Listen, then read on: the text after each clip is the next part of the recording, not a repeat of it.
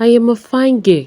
I must do everything I can to join those lucky girls. We will chop life together. Ha ha ha ha. Juliana said to herself, lying down on the bed. You are welcome to Tales by Flora. Juliana lay quietly on her narrow mattress, staring at the ceiling inside her apartment. Her room was small, painfully small. It was the kind of room people rented where they had no other option. The walls were painted a tire cream color that had long faded away.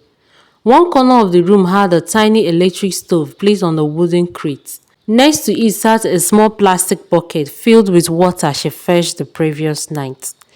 A single window looked out to the cramped compound of the cheap estate where she lived, Victory Court Estate, a struggling cluster of aging buildings hidden behind a rusty iron gate. It was the kind of place where dreams often came to die, yet Juliana refused to let hers die. She slowly sat up, stretching her arms. Her long braided hair fell down her back like a dark waterfall. Even in the dim morning light, her beauty was impossible to ignore. Her skin glowed naturally. Her cheekbones were high and elegant, and her eyes had a quiet innocence. Many people who saw her always wondered the same thing. What was a girl this beautiful doing in a place like this?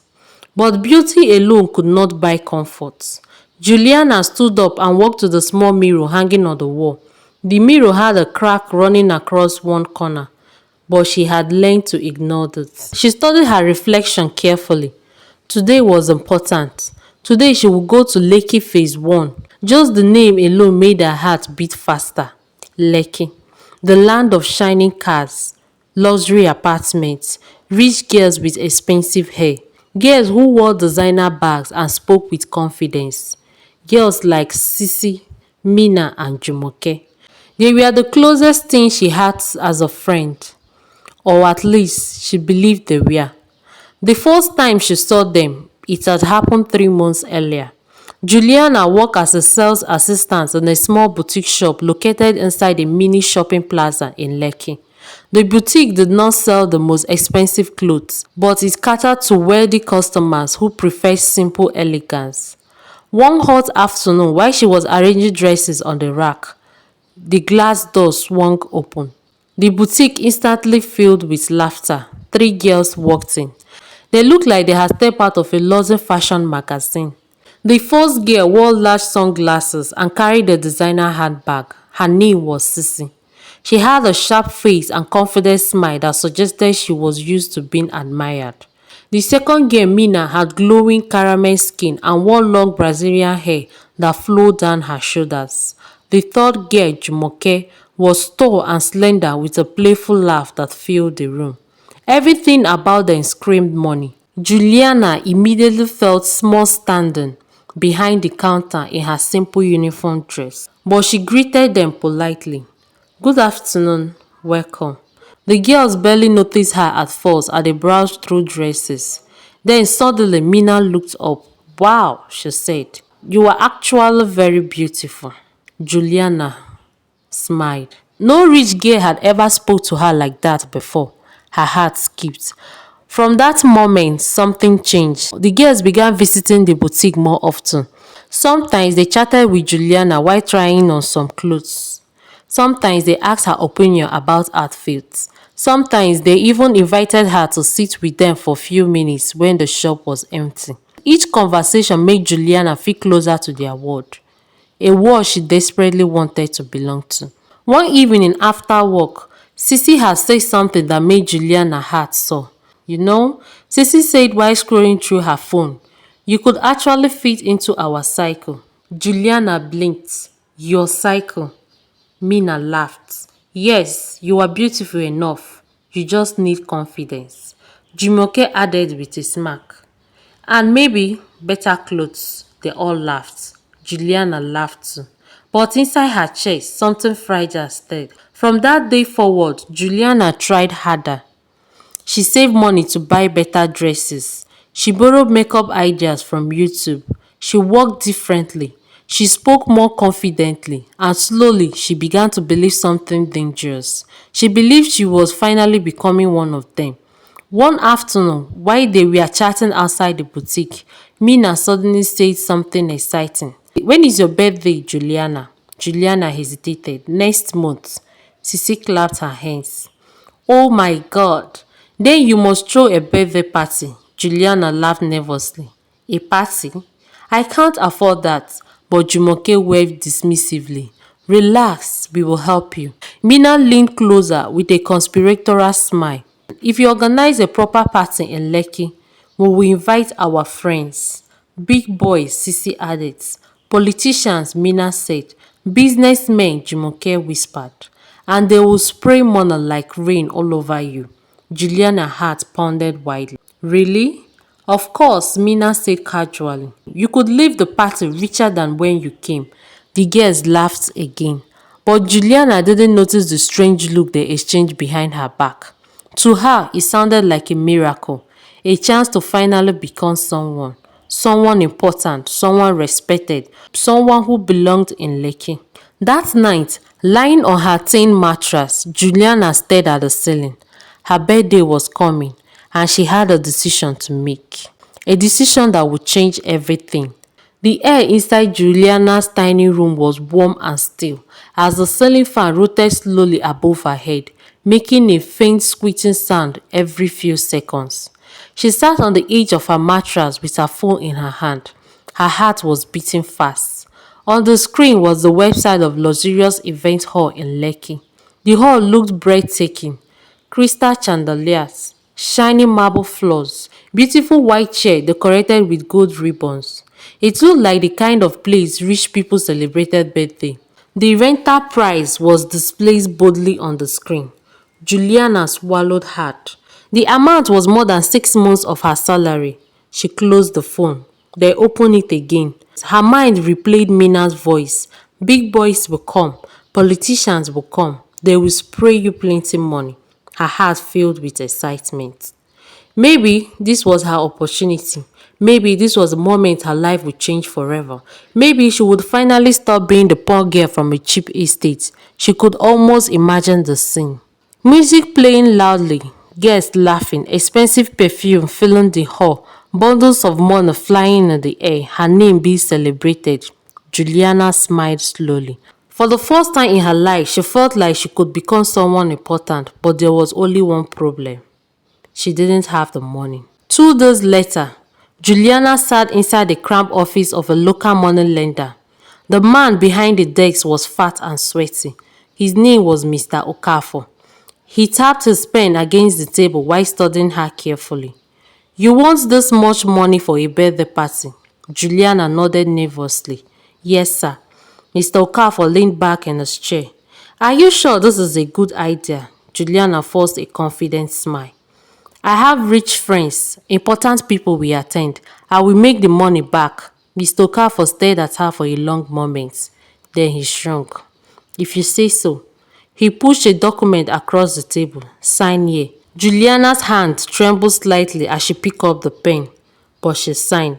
In that moment, she believed she was signing the beginning of a better life. She did not realize she had just signed the beginning of her worst nightmare. For the next 2 weeks, Juliana lived inside a dream.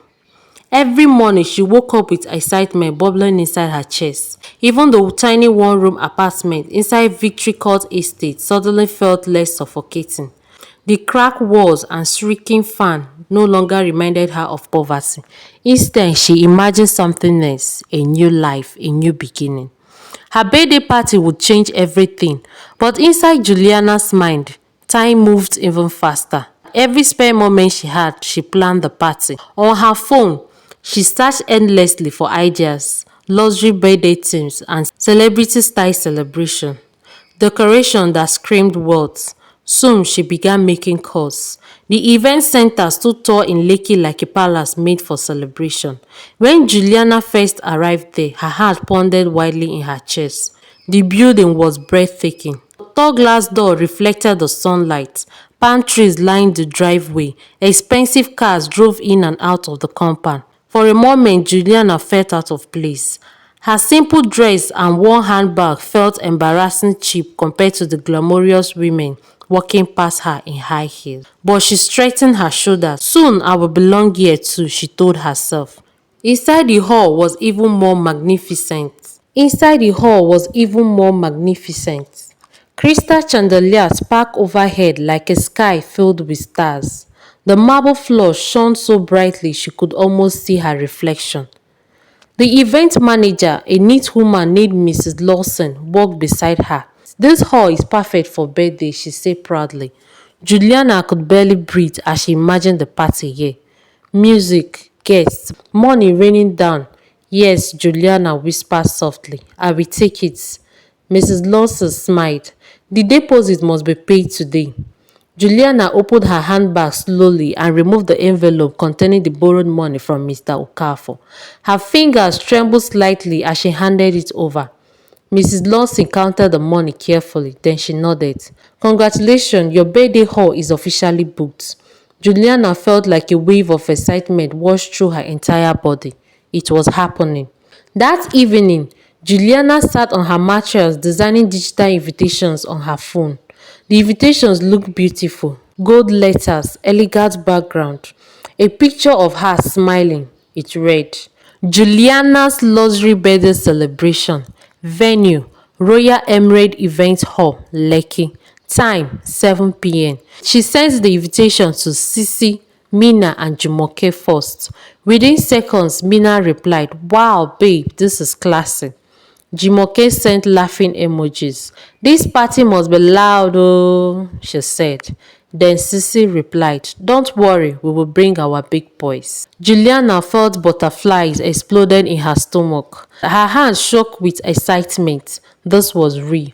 Her rich friends were coming, and they would bring even richer people. She imagined expensive cars filling the parking lots. She imagined bundles of money flying through the air. For the first time in her life, Juliana felt power. Important, visible. She had no idea she was walking straight into humiliation. The evening of Juliana's birthday arrived quietly. The sky above Lekki slowly turned from blue to stuff-shaded orange and purple as the sun began to sink into the horizon. The Royal Emirate Event Hall looked magnificent. Golden lights decorated the building. Inside, the decoration was stunning. White chair was gold ribbons. Fresh flowers placed on every table. Soft music played from the speaker. Everything looked like a dream. At exactly 6:30 p.m., Juliana arrived. She stepped out of a taxi carefully, holding the edge of her long red dress. Her hair was beautifully braided. Her makeup was flawless. For the first time in her life, she looked like a rich girl she had always admired. The hall manager greeted her warmly. "Happy birthday." Juliana smiled brightly. "Thank you." Her heartbeat was excitement as she stepped into the hall. Everything was perfect. All that was missing were the guests. Waiting. 7 o'clock p.m. Juliana checked her phone. No messages. But she wasn't worried. Rich people often arrive late to parties. She sat gracefully on the decorated birthday chair and smiled. She sat gracefully on the decorated birthday chair and smiled. Soon the hall will be full. She could already imagine Sisi arriving in a shiny car, Mina stepping out in expensive heels, Jumoke laughing loudly with her rich friends. 8 o'clock p.m. The chairs were still empty. The hall was quiet. The DJ sat lazily behind his equipment, strolling through his phone. Juliana's smile began to fade. She checked her phone again, still nothing. Her heart beat faster. Maybe they are stuck in traffic. That was normal in Lagos. She forced herself to relax. 9 o'clock p.m. The hall remained painfully empty. The silence inside the massive room began to feel heavy. The decoration suddenly looked foolish. The birthday banner above the stage mocked her. Juliana's chest tightened. She called Mina. The phone rang, then went to voicemail. She called Sisi, no answer. She called Jumoke, nothing. Her hands started shaking. Reality began to sink in 10 o'clock p.m. The DJ approached her gently. "Madam, should I stop the music?" Juliana stared at the empty hall. The hundreds of chairs looked like silent witness to her humiliation. Tears began to form in her eyes. "No," she whispered. "Maybe they are still coming." But deep inside her heart, she already knew. No one was coming. By 11 p.m., the event manager approached her carefully. Miss Juliana, the hall booking ends soon. That was when the truth finally crashed down on her, like a building collapsing. Her chest tightening painfully, her eyes filled with tears. She looked around the massive hall again. All the decorations, all the chairs, all the lights. Everything she had spent borrowing money on for nothing. Juliana slowly covered her face with her hands and then she began to cry. Not small tears, not quiet sadness, but deep painful sob that took her entire body. Her birthday had turned into the most humiliating night of her life. She had borrowed money she could not repay, and the people she trusted most had not even shown up. Little did she know something even more cruel was coming. The next morning, Juliana sat quietly on the floor of her small apartment. Her eyes were swollen from crying. The party decorations she had brought home lay scattered across the room. Unopened drinks, unused birthday gifts meant for guests. Everything felt like a cruel reminder. Then suddenly, knock knock, who live here? Juliana wiped her tears and opened the door. Standing outside were Sisi, Mina and Jumoke. They were laughing, dressed beautifully, looking fresh and happy. Juliana's face lighted up with relief. You came, but something about their smile felt strange, cold, mocking. They stepped into her room slowly, looking around the tiny apartment. Then Sisi burst out laughing, a cruel laugh. This is where you live. Mina covered her mouth laughing. Oh my God, this place smells so poor. Jumoke looked around the tiny room with disgust.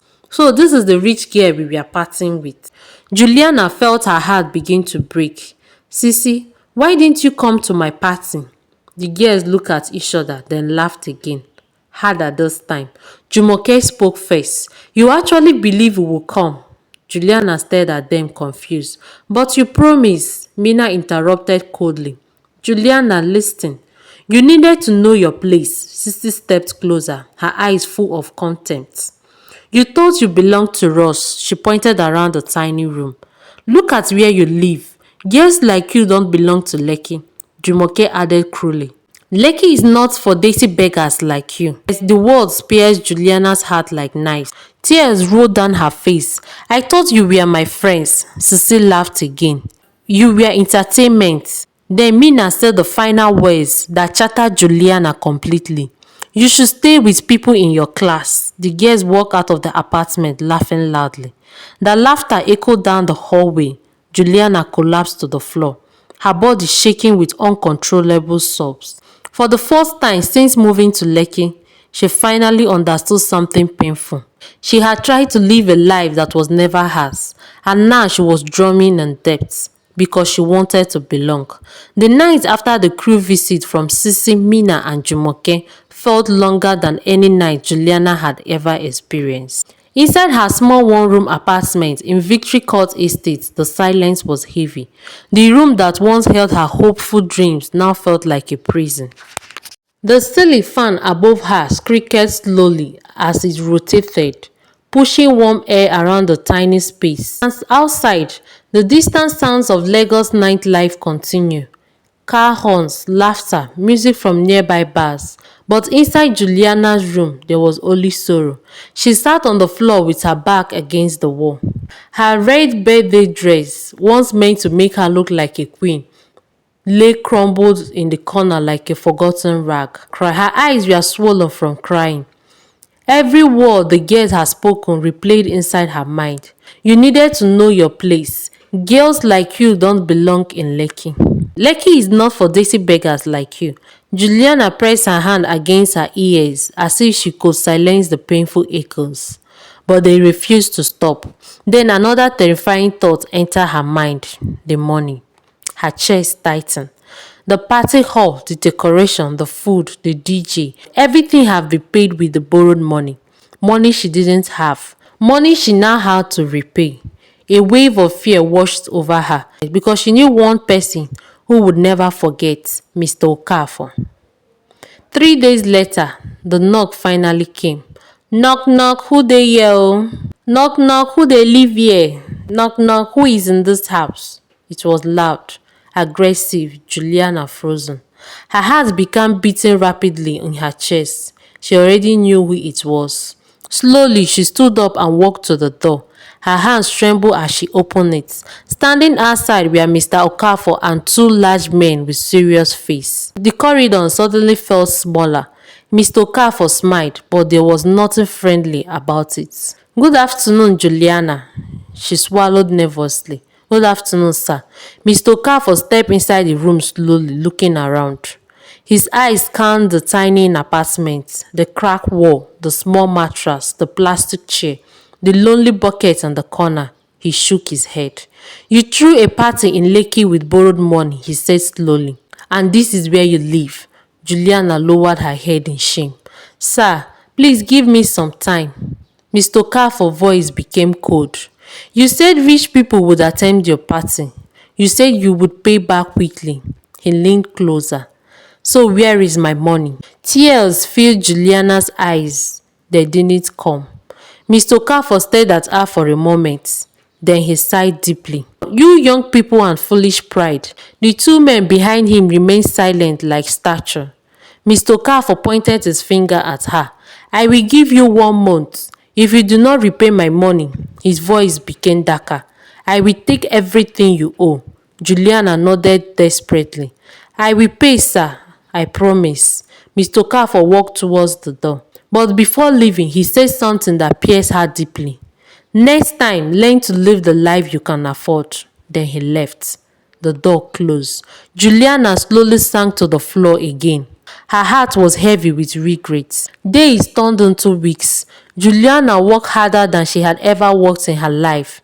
She took extra shifts at the boutique. She cleaned houses in the evening. Sometimes she even helped a food vendor wash plates late at night just to earn a little extra money. Her body became tired. But something inside her had changed. The foolish dreams of impressing rich girls had disappeared.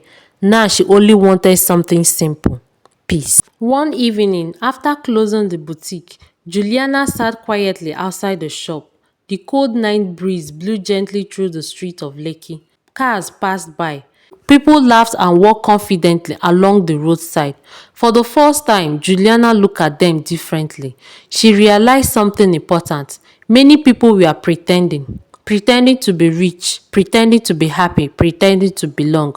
And she had almost betrayed her life trying to pretend too. A soft voice suddenly interrupted her thoughts. "You look tired." Juliana turned her head. An old woman stood beside her. She was the owner of the boutique, Mrs. Peterson. Juliana quickly wiped her tears. "I am fine, ma." But Mrs. Peterson sat beside her. "I know pain when I see it." Juliana hesitated. Then slowly she told her everything. The friends, the party, the humiliation, the debts. Mrs. Peterson listened quietly. When Juliana finished, the older woman smiled gently. Then she said something that Juliana would never forget. "Never try to enter a room where you must pretend to belong." Juliana looked at her. Mrs. Peterson continued. "Real friends will never make you ashamed of your life." Tears filled Juliana's eyes again. But this time, they were different tears. They were tears of understanding. After 1 month of relentless work, Juliana finally returned to Mr. Okafor's office. Her hands were shaking as she placed the money on his desk. Mr. Okafor counted it slowly. Then he looked up at her. "You paid it." Juliana nodded. "Yes, sir."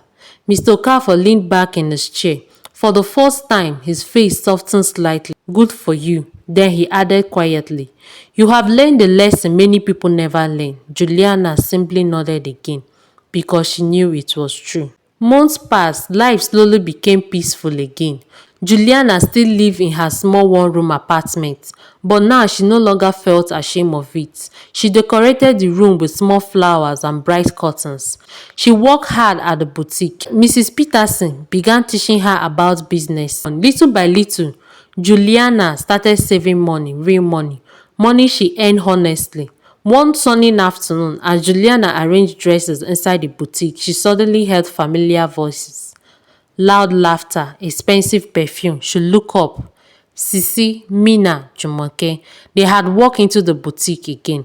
For a moment, the room felt very quiet. The girls recognized her immediately, but something has changed. Juliana no longer felt small. She no longer felt desperate to impress them. She simply smiled politely. "Good afternoon." Sisi looked slightly uncomfortable. Mina forced a smile. Jumoke avoided eye contact. Then quickly they left the shop without saying much.